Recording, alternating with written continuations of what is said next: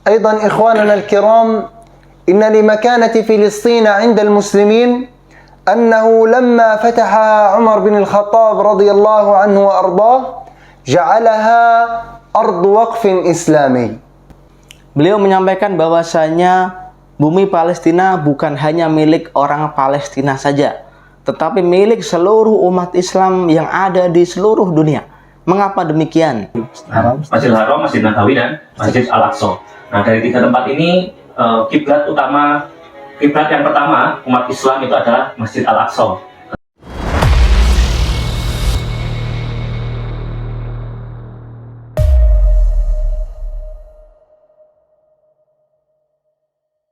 لا تنسوا الاشتراك في قناة مؤلف تي في ومشاهدة الحلقات وضغط زر اللايك والاشتراك في القناة وإرساله إلى الأصدقاء.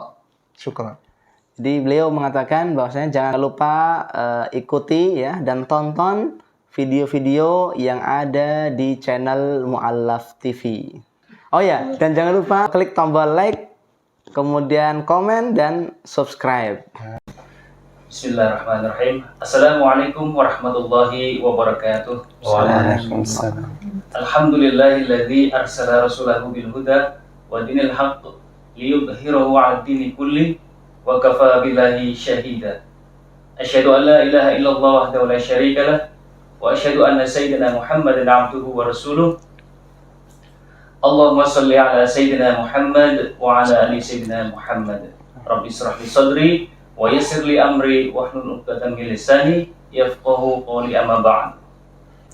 Sahabat Mu'allaf TV dimanapun berada, alhamdulillahirabbil alamin. Pada kesempatan kali ini Mu'allaf TV mendapat kesempatan bertemu dan bisa diberi kesempatan untuk bincang-bincang dengan beliau, Syekh Muhammad Wail Az-Zawrani. Insyaallah kami akan berbincang-bincang bersama host saya juga di samping sebelah sana, Mas Puji Utomo. Kemudian akan didampingi oleh penerjemah Ustadz Huda. Alhamdulillah. Mungkin tidak sabar lagi, kita langsung saja bincang-bincang dengan beliau. Mungkin kita awali dengan mukadimah atau materi dari beliau yang akan disampaikan oleh Syekh Muhammad Wail Az-Zawrani. Waktu dan tempat kami persilakan, tafadhol. Bismillahirrahmanirrahim. Assalamualaikum warahmatullahi wabarakatuh. Waalaikumsalam. Alhamdulillah wassalatu wassalamu ala rasulillah, amma ba'd. Alhamdulillah pada hari ini kita kedatangan tamu saudara kita dari negara Palestina. Beliau adalah di samping saya yaitu Syekh Muhammad Wail Az-Zawrani. Beliau alhamdulillah adalah seorang imam di kota Gaza, Palestina. Dan beliau juga seorang hafidz Quran 30 juz bersanad ya. Jadi memiliki sanad menyambung sampai kepada Nabi Muhammad sallallahu alaihi wasallam. Dan alhamdulillah beliau juga menguasai beberapa riwayat Al-Quran ya. Dan alhamdulillah beliau juga masih muda ya, memiliki usia di bawah 30 tahun ya, yaitu tepatnya di usia 25 tahun ya. Dan beliau juga ternyata seorang sarjana ya. Jadi sarjana teknik pertanian. Makanya ketika beliau tahun ini adalah tahun pertama beliau datang ke Indonesia, beliau tertarik dengan Indonesia karena terkenal dengan pertaniannya. Dan kebetulan beliau juga seorang sarjana teknik pertanian. Mari sama-sama nanti kita simak materi yang akan disampaikan oleh beliau. Dan saya selaku penerjemah ya, saya Huda selaku penerjemah insya Allah akan menerjemahkan materi yang akan disampaikan oleh beliau ke dalam bahasa Indonesia. Ala Syekh falyatafaddal mashkur. أعوذ بالله من الشيطان الرجيم. بسم الله الرحمن الرحيم، والصلاة والسلام على أشرف الأنبياء والمرسلين سيدنا وحبيبنا وقائدنا وقدوتنا محمد، فاز من صلى عليه فصلوا عليه وسلموا تسليما. إن الله وملائكته يصلون على النبي يا أيها الذين آمنوا صلوا عليه وسلموا تسليما أما بعد. اليوم بإذن الله سوف نتكلم عن فضائل فلسطين ومكانتها ومكانتها عند الله وعند رسوله الكريمين. Beliau menyebutkan setelah muqaddimah memuji Allah Subhanahu wa taala atas segala nikmat yang telah Allah berikan, dan beliau juga mengajak kita semua untuk bersolawat ya kepada baginda Nabi Muhammad sallallahu alaihi wasallam sebagaimana dalam Al-Qur'an, innallaha wa malaikatahu yusholluna 'alan nabi ya ayyuhalladzina amanu shallu 'alaihi wa sallimu taslima. Sesungguhnya Allah dan para malaikat bersolawat kepada Nabi. Wahai orang-orang yang beriman, bersolawatlah kalian kepada Nabi. Dan beliau menyampaikan bahwa beliau datang dari Palestina untuk bernyapa ya, masyarakat Muslim Indonesia. Dan insya Allah hari ini beliau akan menyampaikan materi seputar keutamaan atau keajaiban yang dimiliki oleh bumi Palestina. Ikhwani fil Islam, inna li Filistina makanatun 'azimatun fi qulubil muslimin. فهي الأرض المقدسة وهي الأرض المباركة هي الأرض التي بارك الله فيها لكل العالمين هي أرض الأنبياء والمرسلين حيث أن الأنبياء عاشوا في فلسطين وماتوا ودفنوا فيها كما وأن النبي صلى الله عليه وآله وسلم صلى بجميع الأنبياء في المسجد الأقصى قبل ليلة الإسراء والمعراج. Beliau menyampaikan bahwasanya bumi Palestina memiliki tempat khusus, tempat yang istimewa di hati umat Islam di seluruh dunia. Mengapa demikian? Karena bumi Palestina adalah bumi yang Allah berkahi, Al-Ardul Mubarakah, dan juga bumi yang Allah sucikan, Al-Ardul Muqaddasah. Hal itu termaktub dalam Al-Quran. Dan juga bumi Palestina merupakan buminya para nabi dan juga para rasul. Bahwasanya mayoritas para nabi dan mayoritas para rasul mereka pernah hidup di sana dan meninggal di sana, dan ada yang dikuburkan di sana. Dan juga ketika malam ya Isra Mi'raj, bahwa Rasulullah sholat di Baitul Maqdis di bumi Palestina menjadi imam bersama dengan para nabi dan juga para rasul menjadi makmumnya. كما وأن المسجد الأقصى كما قلنا هو أرض الإسراء والمعراج لقوله عز وجل في كتابه العزيز سبحان الذي أسرى بعبده ليلا من المسجد الحرام إلى المسجد الأقصى الذي باركنا حوله لنريه من آياتنا إنه هو السميع البصير. حيث أسرى النبي صلى الله عليه وسلم من مكة إلى المسجد الأقصى إلى السماوات العلى إلى سدرة المنتهى في ليلة عظيمة ليلة القدر ليلة خير من 1000 شهر. Beliau melanjutkan bahwasanya bumi Palestina juga merupakan bumi Isra dan Mi'rajnya Rasul. Sebagaimana termaktub dalam Al-Quran di ayat yang tadi Syekh baca, Subhanalladzi asra bi'abdihi lailan minal masjidil haram ilal masjidil aqsa alladzi barakna haulah. Maha suci Allah yang telah memperjalankan hambanya, yaitu Nabi Muhammad, dari Masjidil Haram di Makkah menuju pada Masjidil Aqsa di bumi Palestina. Hingga kemudian Rasul naik ke Sidratul Muntaha.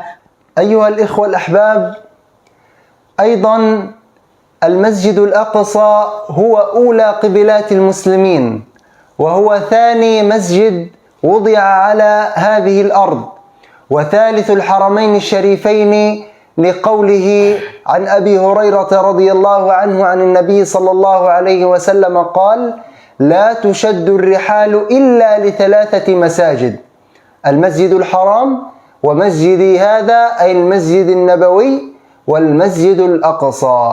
لذا فإن له مكانة عظيمة عند رسوله صلى الله عليه وسلم.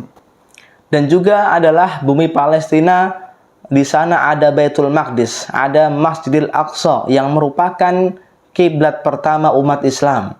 Umat Islam dahulu sebelum sholat menghadap ke Masjidil Haram, maka terlebih dahulu menghadap ke Masjidil Aqsa yang ada di Palestina. Dan juga Masjidil Aqsa merupakan di antara masjid yang dianjurkan oleh Rasul untuk mengunjunginya. Ya, dalam sebuah riwayat disebutkan bahwa umat Islam dianjurkan untuk bepergian meskipun itu jauh, rehlah, ke 3 masjid. Yang pertama adalah Masjidil Haram di Makkah, kemudian Masjid Nabawi di Madinah, dan juga Masjidil Aqsa yang ada di bumi Palestina. كما وأن فلسطين هي أرض الديانات السماوية الثلاثة، وهي أرض المحشر والمنشر أيضا. أرض المحشر والمنشر لقول ميمونة مولاة النبي حيث قالت: يا رسول الله أفتنا في بيت المقدس. قال صلى الله عليه وآله وسلم: أرض المحشر والمنشر، أي سوف يجمع كل الخلائق سواء كانوا مسلمين أم غير مسلمين، سوف يحشرون في فلسطين قبل أن يبعثون إلى الله عز وجل. أرض المحشر والمنشر ائتوه فصلوا فيه، فإن لم تأتوه وتصلوا فيه فابعثوا بزيت يضيء في قناديله، حيث أوصانا النبي صلى الله عليه وسلم على إيقاظ المسجد الأقصى وأن نجعله دائما منيرا مستنيرا بالإيمان وبالطاعات وأن نطهره من دنس اليهود الملاعين.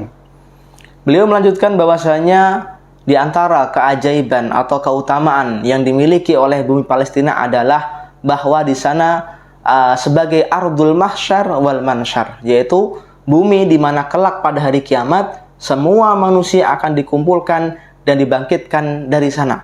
Hal ini termaktub dalam sebuah riwayat hadis dari Maimunah, ketika Maimunah bertanya kepada Rasul, "Ya Rasulullah, aftina fi Baitul Maqdis, berikan kami fatwa tentang Baitul Maqdis."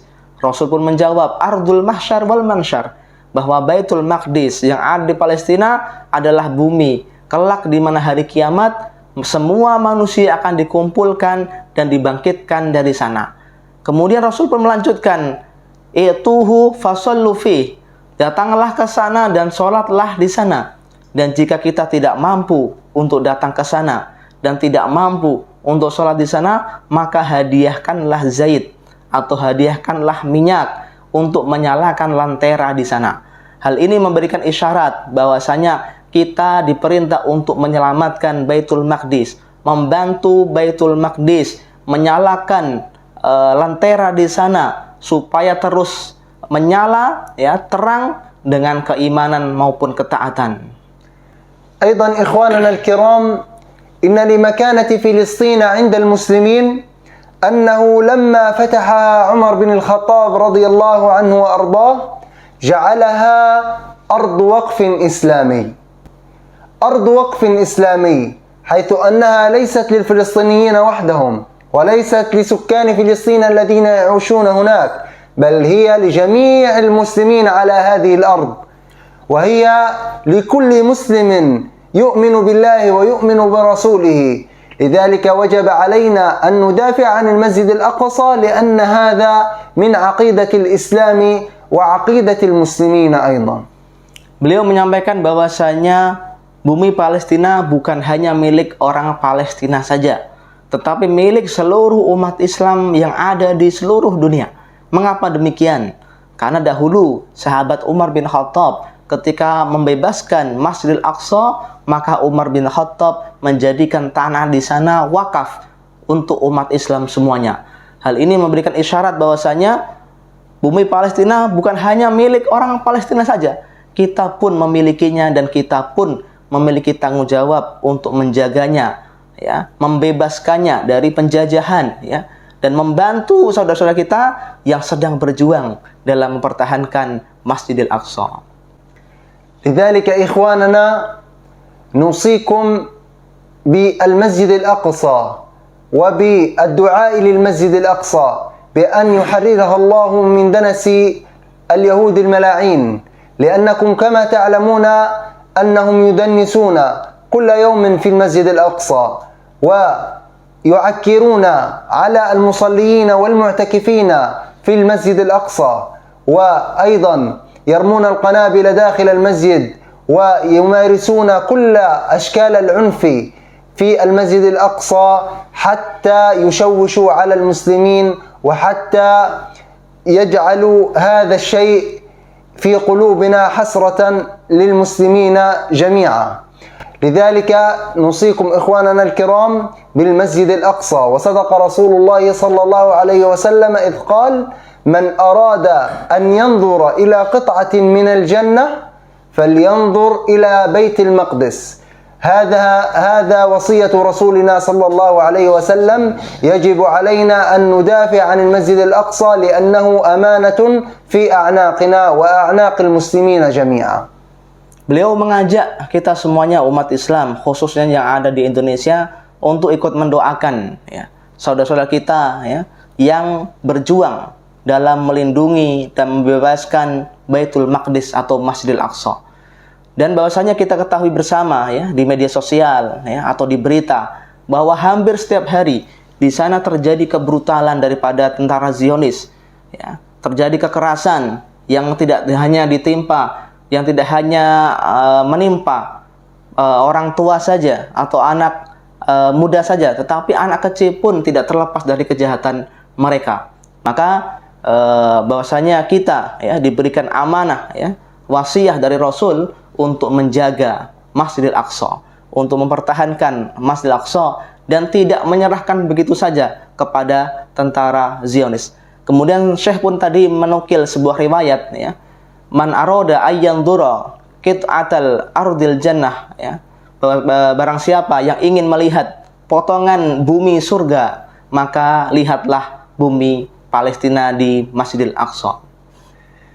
إخواننا الكرام، الكلام عن المسجد الأقصى يطول، والحديث عن فضائله تطول وتحتاج إلى عدة أيام. لذا إخواننا أسأل الله العظيم في عليائه أن يبارك لكم جميعا في أموالكم وفي أرزاقكم، وأن يجعل بلادكم وبلاد المسلمين وبلاد أندونيسيا بالخصوص أن يجعلهم بلاد أمن وأمان، سلام سخاء رخاء وسائر بلاد المسلمين. وأسأل الله العظيم رب العرش الكريم كل من يشاهد هذا الفيديو أن يجمعنا بكم جميعا في المسجد الأقصى وهو محرر بإذن الله تعالى. أقول قولي هذا وأستغفر الله لي ولكم، والسلام عليكم ورحمة الله تعالى وبركاته. Beliau menyampaikan bahwasanya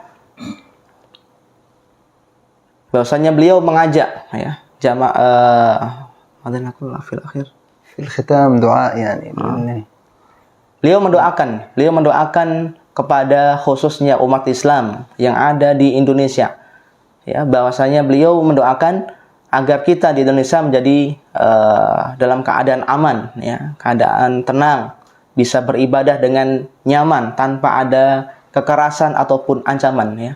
Jadi kalau kita perhatikan beliau saja yang di negara yang sedang konflik ya, hampir setiap hari terjadi kekerasan, tapi beliau tidak lupa untuk mendoakan kita semua yang ada di Indonesia supaya kita tetap berada dalam keamanan, berada dalam kenyamanan ya, tidak ada kekerasan, tidak ada kejahatan yang ada di negara kita. Mungkin itu saja yang Syekh bisa sampaikan. Assalamualaikum warahmatullahi wabarakatuh. Baik, demikianlah yang sudah disampaikan oleh Syekh Muhammad Wail Al-Zawrani. Materi yang sudah disampaikan beliau semoga ada gambaran buat kita semuanya dan semoga bermanfaat buat kita yang sedang menonton. Kemudian Syekh, ada pertanyaan dari kita mewakili dari sahabat Mualaf TV. Yang pertama, gimana sih di Palestina itu kan untuk belajar Al-Quran tentu banyak tersita waktunya, seperti secara psikologis, terus waktu yang untuk menyempatkan diri belajar, tapi terjadi insiden seperti yang sekarang terjadi. Itu gimana tips-tipsnya? هناك سؤال: كيف طريقة تعلم تحت وظل إشكالات؟ إذن المكان فيه إشكالات، لكن كيف طريقة التعلم وتنجح في حفظ القرآن؟ كيف؟ أيها الإخوة الكرام، كلنا يعرف واقع قطاع غزة في الحصار وفي التضييق على قطاع غزة. إننا في قطاع غزة نعيش منذ فترة طويلة من الزمن من صراعات في الحروب. لذلك إخواننا الكرام، الطفل يولد ويوعى على محيط مليء بالحروب، مليء بالدمار، مليء بالقصف. فهذا الشيء أصبح روتينيا في داخل جسمه، فهو يعني مجبور على التأقلم والتعايش على هذا الواقع، وهذا إن شاء الله لن يؤثر علينا، بل نحن بإذن الله مكافحون وصامدون وشعب نحب الأمل ونحب الحياة.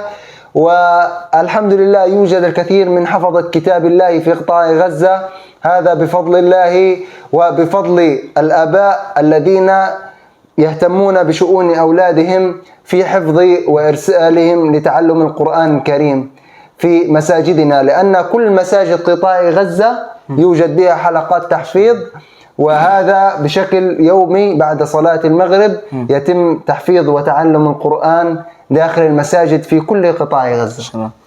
Jadi beliau menjawab tadi pertanyaannya, bahwasanya di Gaza atau di Palestina hampir setiap hari terjadi konflik ya. Tetapi bagaimana cara untuk belajar ya? Maka beliau tadi menjawab bahwasanya memang betul di sana sering terjadi konflik ya. Jadi serangan demi serangan ya, roket demi roket ya, bom demi bom ya, hampir terjadi hampir setiap hari ya. Tetapi di sana anak-anak kecil ya, bahwa mereka tetap fokus dalam belajar, fokus dalam menghafal Quran. Bahkan kata beliau, hampir setiap majelis atau hampir setiap masjid di sana ada halaqah Quran. Ada kumpulan anak-anak yang belajar Al-Quran, menghafal Al-Quran. Dan hal itu terbukti bahwasanya banyak keluar dari sana para penghafal Quran, meskipun dalam kondisi yang sulit, kondisi yang terhimpit, penuh dengan serangan teror dan seterusnya. Nah, itu menjadi pelajaran bagi kita bahwa kalau saudara kita di Palestina di tengah konflik saja bisa berhasil untuk menghafal Quran, bisa berhasil dalam belajar, maka kita di Indonesia yang aman, tentram, harusnya lebih mudah dalam belajar. Masya Allah.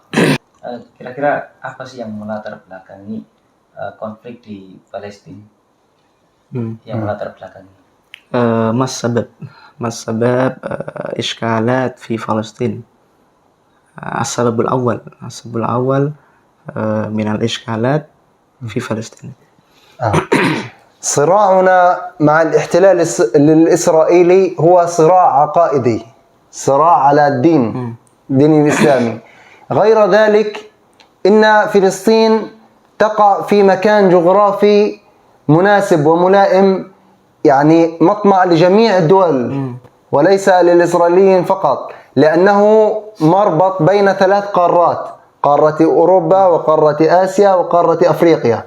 هي مربط بين 3 قارات، وما يميزها بالمناخ المعتدل، يعني يوجد بها 4 فصول على مدار السنة. هذا مما يؤدي إلى تنوع في الطبيعة، وتنوع في الزراعة، وتنوع في الاقتصاد، وتنوع في جميع وسائل الحياة.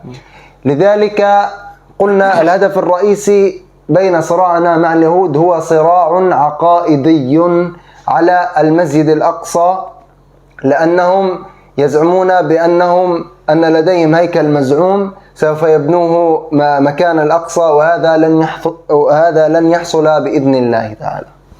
Beliau menyebutkan bahwasanya konflik yang terjadi di sana sebab utamanya adalah sebab akidah ya, atau sebab agama. Karena umat Islam yang ada di Palestina mempertahankan Masjidil Aqsa yang penuh dengan keutamaan tadi yang telah disampaikan oleh syekhnya.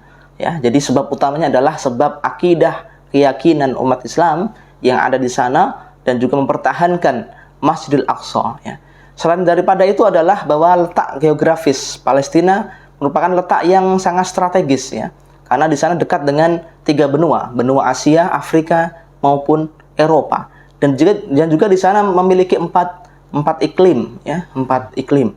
Nah, itu di antara faktor keduanya mungkin ya. Tapi menjadi faktor utamanya adalah faktor tadi mempertahankan ya akidah ya, agama ya, bahwa Masjidil Aqsa adalah milik umat Islam ya, dan bukan milik orang-orang Yahudi ya, sebagaimana mereka meyakini bahwa itu terjadi ada istana Nabi Sulaiman yang mereka yakini, dan itu menyebabkan apa? Mereka ingin mengganti atau menghancurkan Masjidil Aqsa, kemudian dibangun istana Nabi Sulaiman yang mereka yakini, dan sesungguhnya itu adalah sebuah kebohongan atau kesalahan. Syekh, ini mungkin bagi para sahabat Mu'allaf TV ya, tidak tahu ataupun belum tahu ataupun belum pernah melihat ya lokasi geografis dari Masjid Al-Aqsa gitu ya. Kalau kita tahu tadi yang disebutkan atau di peta ada Palestina.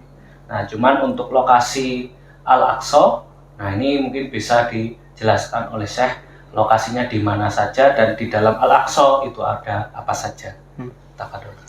هناك سؤال عن الحدود مسجد الأقصى أو أين الذي يسمى بمسجد الأقصى. طيب، المسجد الأقصى الكثير منا يعتقد أنه قبة الصخرة التي باللون الأصفر، وهذا جزء من المسجد الأقصى. أما المسجد الأقصى فهو مساحته 1,144 ألف دونما، 1000 مترا عفوا، 1,144 مترا. أنا يعني نقدرها بالدنم. الدنم الواحد يساوي 1000 متر. بالدنمات تكون 144 دنما. إذن 144 ألف متر. 144 ألف متر. هكذا. يضم المسجد الأقصى المصلى المرواني والجامع القبلي وحائط البراق وأبواب المسجد الأقصى ومداخله. Jadi beliau menjawab ya tadi pertanyaan bahwa yang disebut dengan Masjidil Aqsa itu yang mana gitu ya. Jadi beliau menjawab bahwasanya kebanyakan orang mengira bahwa Masjidil Aqsa adalah masjid yang berkubah warna emas ya. Itu yang masyhur, yang terkenal di kalangan kita. Tapi bukan itu ya. Jadi beliau menjelaskan itu adalah Masjid Qubbatus Sakhra, bagian dari Masjidil Aqsa. Ya, jadi Masjidil Aqsa lebih luas lagi ya. Luasnya adalah 144.000 meter persegi. Mencakup Masjid Qubbatus Sakhra, yaitu masjid yang berwarna emas kubahnya yang kita kira tadi ya. Kemudian yang kedua adalah Masjid Jami Qibli, itu juga masuk dalam kawasan Masjidil Aqsa. Kemudian ada Mushol Al-Marwani dan ada Haitul Buraq, tempat di mana Rasul ketika peristiwa Isra Mi'raj, Rasul datang dengan mengendarai buraq, kemudian diikatkan buraqnya di tempat itu. Nah, itu semuanya masuk dalam wilayah Masjidil Aqsa. Mungkin nanti akan ditayangkan gambarnya mungkin. Ya, mungkin ini insya Allah para netizen atau sahabat Mu'allaf TV bisa melihat ya nanti di tayangan slide-nya, fotonya gitu ya, lokasi yang sudah disebutkan tadi. Area Al-Aqsa meliputi apa saja, dan di dalam Al-Aqsa itu ada bagian-bagian apa saja, mulai dari masjid, musola, atau sampai tadi ya di mana tempat Rasulullah mengikatkan buraq sebelum Rasulullah naik ke Sidratul Muntaha. Nah, bahkan nanti ada gambar ya yang menunjukkan ini tempat Rasulullah sebelum naik ke Sidratul Muntaha, tempat berpijaknya Rasulullah, yang insya Allah nanti ditayangkan di gambar. Ya. Ya, ini ada pertanyaan dari sahabat Mu'alaf TV.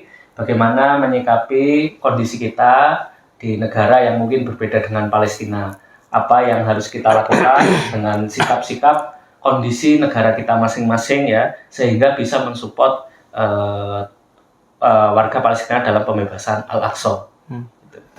هناك سؤال هناك مثلا سكان في بلد ما هؤلاء مسلمون وهؤلاء يحبون بيت المقدس ويريدون أن يساعدوا إخوانه في فلسطين لكن بلاده مثلا يختلف رأي السكان برأي الرئيس مثلا البلدان قريب من إسرائيل مثلا لكن السكان يحبون فلسطين مثلا كيف يتعامل السكان هكذا؟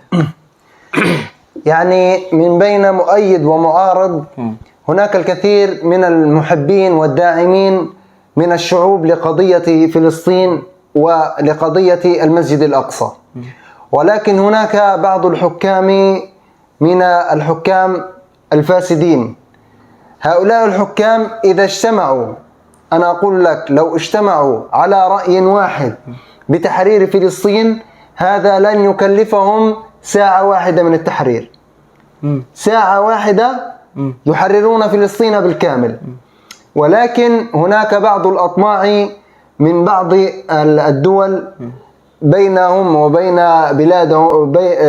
بلاد المسلمين وإسرائيل يوجد بعض الأطماع بينهم والسياسات بين الدول، هذا يمنعهم. أما الشعوب فنحن نوصي بالناس بأن يكثفوا بدعائهم. إذا كانوا قادرين على الإنفاق فهناك في كل مدينة وكل دولة مؤسسات خيرية موثوقة تدعم هذه القضية، بإمكانهم أن يرسلوا إليهم الصدقات وهم من يتولون بباقي المهمة. Jadi beliau menyampaikan bahwasanya politik negara berbeda-beda ya. Bahkan beliau menyebutkan bahwasanya seandainya setiap negara itu atau kepala negara semuanya satu suara untuk membebaskan Palestina, insya Allah dalam waktu 1 jam saja itu sudah bebas Palestina. Kalau dalam satu suara. Jadi ada yang suka, ada yang tidak suka, ada yang pro, ada yang tidak pro ya. Itu sudah hukum alam ya. Tetapi umat Islam ya perlu diketahui bahwasanya di sana ada ikatan iman ya, bahwasanya Masjidil Aqsa yang tadi penuh dengan keutamaan ya. Jadi ada hubungan erat dengan keimanan kita, maka perlu bagi kita untuk ikut membantu saudara kita ya. Dengan apa? Melalui lembaga-lembaga yang ada di negara ya. Jadi setiap negara memiliki lembaga kemanusiaan, memiliki lembaga amil zakat, memiliki lembaga-lembaga kebaikan yang kita bisa titipkan infak kita, sedekah kita untuk membantu saudara kita yang berjuang mempertahankan Masjidil Aqsa. Jadi seperti halnya kita ini terwakili ya. Kita di Indonesia ini umat Islam terwakili dengan kehadiran ya, penduduk Palestina, umat Islam di sana untuk mempertahankan kiblat pertama umat Islam, yaitu Masjidil Aqsa. Jadi kita bisa mengerahkan apa yang kita mampu dari kebaikan, kita salurkan, kita titipkan melalui lembaga-lembaga kemanusiaan, lembaga-lembaga amil zakat dan sebagainya. Ini mungkin ini saya sambil ini ya, Cak Nur ya, nanti dimasukin ini. Saya mulai dari awal dulu. Ini dauruhu fi video. Dauruhu. Nah, musyahid. Nah, ini adalah video ya, lokasi tadi Palestina yang memang tadi sebenarnya Palestina itu merupakan sumber keberkahan negara di dunia gitu ya. Jadi barang siapa bisa menguasai Al-Aqsa, maka dia bisa menguasai dunia. Nah, tadi yang disebutkan bahwa kita tahu sekarang di Al-Aqsa sendiri atau tempat yang wajib dikunjungi oleh umat Islam itu ada 3 tempat gitu ya. Masjid Nabawi, Masjidil Haram, sama Masjid Al-Aqsa. Masjidil Haram, Masjid Nabawi, dan Masjid Al-Aqsa. Nah, dari 3 tempat ini kiblat yang pertama umat Islam itu adalah Masjid Al-Aqsa. ketika mungkin Rasulullah setelah melaksanakan Isra Mi'raj, kemudian sholat kiblat pertama yang dilaksanakan atau dilakukan menghadap ke Al-Aqsa. Nah, dari situ Allah melihat suatu hal, sikap Rasulullah yang berbeda, yang akhirnya membuat Allah memerintahkan kiblat dipindah dari Al-Aqsa ke Masjidil Haram. Nah, jadi kita tahu bahwa kiblat utama atau kiblat pertama dari umat Islam itu adalah Masjid Al-Aqsa. Nah, dan barang siapa sholat di Al-Aqsa ini, maka setelahnya itu seperti bayi yang baru dilahirkan oleh ibunya. Nah, maka di sini jika ditanya apakah Al-Aqsa ini hanya milik warga Palestina, jawabannya tidak, bukan. Nah, beliau hadir jauh-jauh dari Palestina ke Indonesia ini untuk mengingatkan kita semua bahwa Palestina itu bukan hanya milik warga Palestina, tapi juga milik semua umat Islam. Maka kalau umat Islam ini ditanya Palestina milik siapa, maka jawabannya adalah milik kita semua, umat Islam. Tidak ada lagi keraguan buat kita semua menyampaikan itu semua. Nah, di sini bisa kita lihat kesusahan-kesusahan yang dialami oleh warga ataupun rakyat Palestina ya, dalam mempertahankan Al-Aqsa, mewakili kita semua umat Islam yang mungkin sekarang tidak ada di sana, yang mungkin sekarang hidup enak, yang mungkin sekarang tidak mengalami kesusahan, kerusuhan ataupun juga penjajahan. Nah, bisa kita lihat di sini. Nah, selanjutnya mungkin seperti biasa di video penyaluran dompet Quran, mungkin ya, sebentar. Nah, sekaligus ya langsung. Nah, ini kami dari dompet Al-Quran. Alhamdulillah, karena kami lembaga resmi di bawah naungan Kementerian Agama dan Basnas Republik Indonesia, maka di sini kami turut juga berkontribusi membantu warga Palestina yang juga diikuti oleh para donatur dalam membantunya menyalurkan langsung bantuannya ke Palestina, karena kita sekali lagi lembaga resmi, amanah, profesional, dan insya Allah tepat sasaran juga, dan juga sudah teraudit oleh negara ataupun oleh syariah, gitu ya.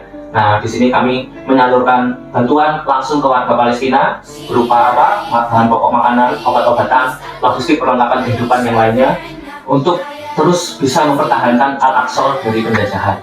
Nah, kita bisa lihat di video tayangan ini penyaluran kami sebelumnya. Nah, di sini kita mengajak seluruh sahabat Mu'alaf TV, seluruh netizen, sesuai sabda Rasulullah tadi. Ketika Maimunah bertanya kepada Rasulullah, "Ya Rasulullah, saya meminta fatwa atau meminta sabdamu, apa yang harus saya lakukan?" gitu ya, kepada Baitul Maqdis ini. Maka kata Rasulullah menjawab, "Berikan hadiahmu sesuai yang kamu mampu untuk menyalakan lentera-lentera ataupun minyak gitu ya tadi untuk Al-Aqsa." Nah, mungkin kalau bahasa dulu adalah untuk menerangi Al-Aqsa dengan cahaya keimanan agar warga Palestina di sana tetap bisa beribadah ataupun menjalankan perintah agama Islam. Nah, tapi untuk saat ini kita tahu kondisinya karena sedang dijajah, maka apa yang bisa kita bantukan, maka apapun yang kita miliki, kita hadiahkan, kita bantukan untuk mensupport para saudara-saudara kita dalam mempertahankan Al-Aqsa di sana. Nah, kami di sini dari dompet Al-Quran, insya Allah melaksanakan penyalurannya di waktu Ramadan ataupun di luar Ramadan. Mungkin jika saatnya Ramadan ini, kita akan melaksanakan penyaluran beberapa pekan ke depan, gitu ya. Yang tentunya kita membuka peluang bagi para sahabat Mu'alaf TV atau netizen sekalian, jika ingin turut berkontribusi membantu warga Palestina melalui kami, yang insya Allah tepat sasaran dan kita langsung didistribusikan langsung ke Palestina, bisa melalui kami dengan rekening yang tertera di bawah ini. Yang insya Allah nanti kita akan menginfokan atau melaporkan video penyalurannya, datanya, dan juga siapa-siapa yang kita bantu dan berupa apa bantuan kita. Nah, di sini bisa dilihat ya aktivitas-aktivitas penyaluran kita. Nah, sesuai yang sudah saya sampaikan tadi ya, bahwa negara yang pertama kali mengakui Indonesia merdeka itu adalah Palestina. Nah, dulu mungkin Palestina belum dijajah gitu ya. Nah, tapi kalau sekarang terbalik, Indonesia yang sudah merdeka, Palestina yang justru malah dijajah. Nah, justru di sini dipertanyakan ya keimanan kita. Kalau dulu diakui pertama kali oleh Palestina, negara Indonesia 17 Agustus 1945 sebagai negara yang merdeka. Nah, tapi saat ini mereka saudara kita Palestina yang terjajah.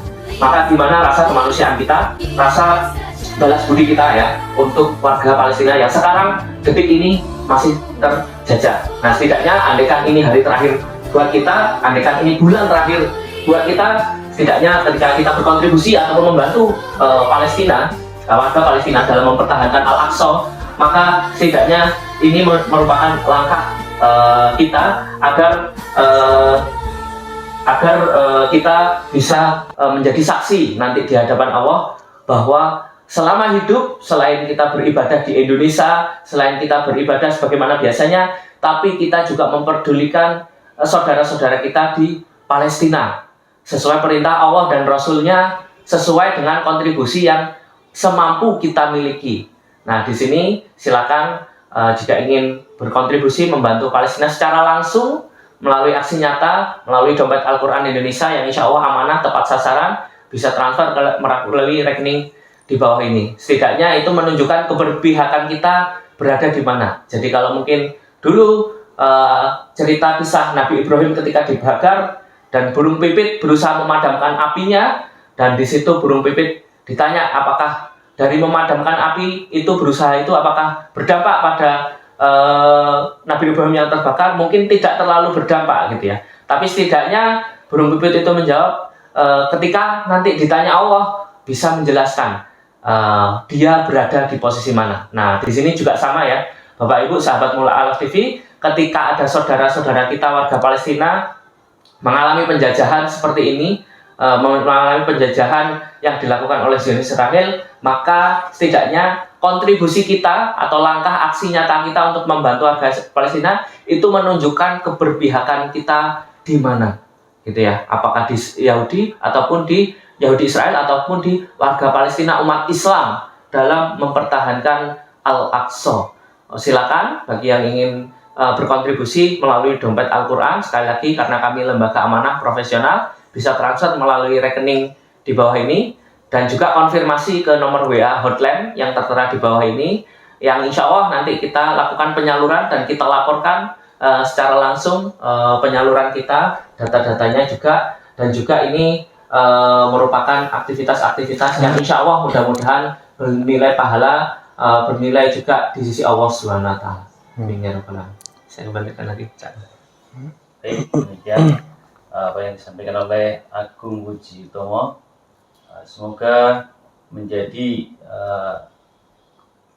bisa diambil ibrohnya dan bisa timbul giroh kita untuk terus semangat membantu Palestina. Demikian. Terus mungkin ada closing statement dari Syekh. Indakum closing statement atau khitam atau doa aja, doa ya. Boleh. Mungkin nakhtim berdoa ya Syekh. Alhamdulillah wassalatu wassalamu ala Rasulillah.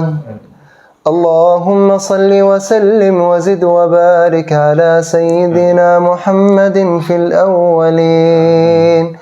وصل اللهم وسلم وزد وبارك على نبينا محمد في الآخرين وصل اللهم وسلم وزد وبارك عليه في كل وقت وكل حين اللهم اهدنا فيمن هديت وعافنا فيمن عافيت وتولنا فيمن توليت وبارك لنا فيما أعطيت وقنا واصرف عنا برحمتك شر ما قضيت إنك تقضي بالحق ولا يقضى عليك يا ذا العرش الكريم اللهم بارك لنا في رمضان واغفر لنا في رمضان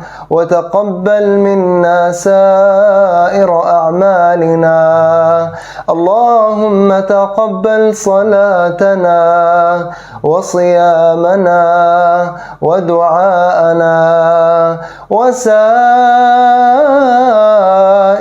أعمالنا اللهم توفنا مسلمين وألحقنا بالصالحين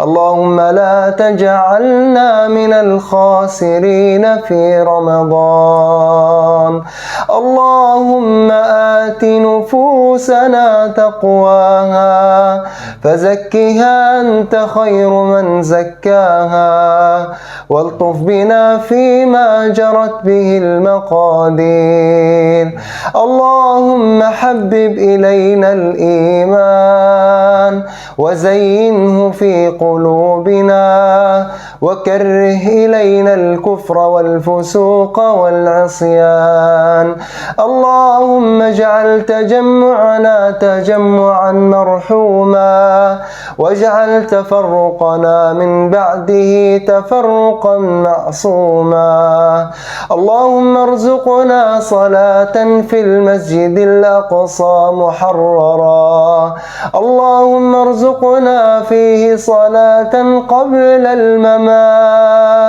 اللهم حرره من أيدي الظالمين اللهم اجمعنا في جنات الفردوس عند حوض نبينا الكريم نشرب من يده الشريفة شربة ماء لا نظمأ بعدها أبدا اللهم أكرم نزلنا ووسع مدخلنا وارزقنا رزقا كريما يا رب العالمين واحفظ بلاد أندونيسيا يا رب العالمين واجعل بلادهم بلاد أمن وأمان سخاء ورخاء وسائر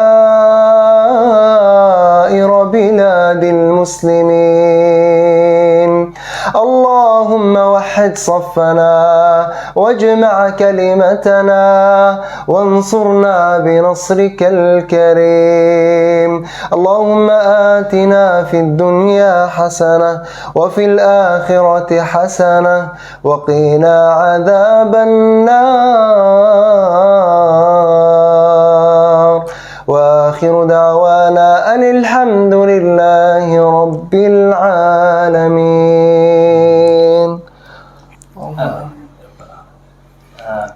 Terima kasih Syekh.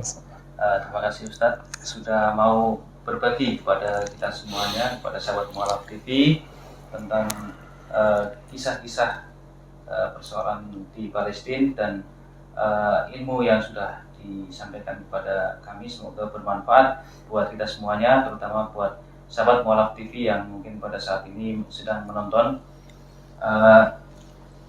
Terima kasih juga untuk sahabat Mualaf TV yang dari tadi, dari awal sampai akhir sudah setia menemani kami dalam perbincangan kami. Semoga bisa mengambil ibrohnya, bermanfaat buat kita semuanya, dan bisa menjadi manusia yang berkualitas ke depannya. Demikian, apabila kami ada salah-salah kata, mohon maaf yang sebesar-besarnya, dan apabila ada benarnya, insya Allah itu datangnya dari Allah Subhanahu Wa Taala. Dan akhirul kalam wabillahi taufiq wal hidayah. Wassalamualaikum warahmatullahi wabarakatuh. Waalaikumsalam.